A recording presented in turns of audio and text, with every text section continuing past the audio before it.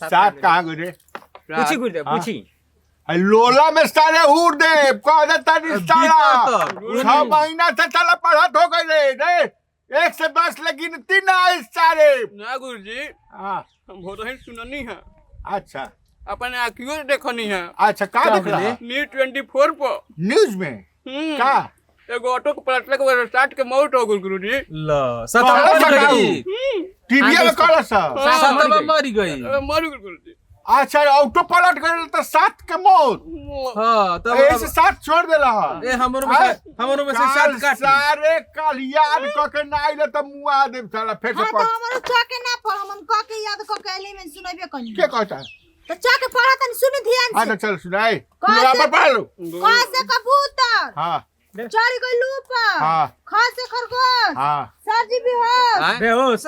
ए ई कहां लिखल भाई कहां लिखल बहु अपने मन थे बोलती अपने मन थे ए कनी खेला तरतिया। बिगड़ा हो गई बड़ी सही ये गुरुजी खाली हाउ बिगड़ा बिया। हां तू पढ़ के सुना गुरुजी आ मने आ मने आ ई जो। मने ऊ मने ऊ जाई हम हां उल्टा लागल बतारा संग में जाए मैं सर हमरा काट दे रखो ले ए जल्दी आ लो सरजी हाँ।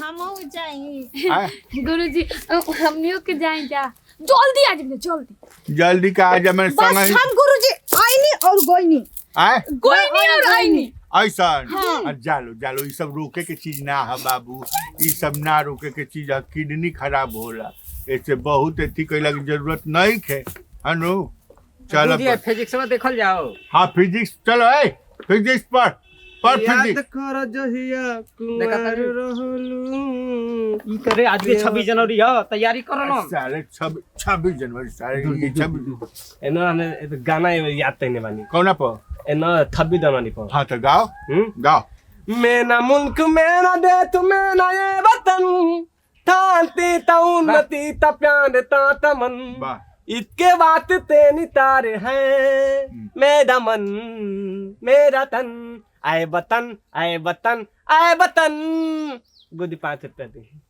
आए 5 रुपया तू भीख मांगत रहला हा कि मन उहे 26 करवा जनवरी करेला के- इधर से पढ़ले के बाद उहे करवा करेला। अरे ए ते हमरा के सुनावत रहली त उ गाना नु हौ नु गाना जोन 26 जनवरी में गावे के रहला ये ना था जनवरी ते आए त हमर पैसा काहे मांगत रे सुननी ना हाँ आए त हमर सुने के पैसा लेबे ते लोग इतना बढ़िया में गाना लोग सुना था हम कहानी है साले हम कहानी है कि है हम कहानी है कि गाओ तेनु कैसे कि हम सुनावत नहीं आए सुनी थी का इतना दैना था ये सब लोग लघु शंका गइल बा। लघु शंका कुछ ज्यादा 5 शंका मिनट नहीं दे बा। 5 मिनट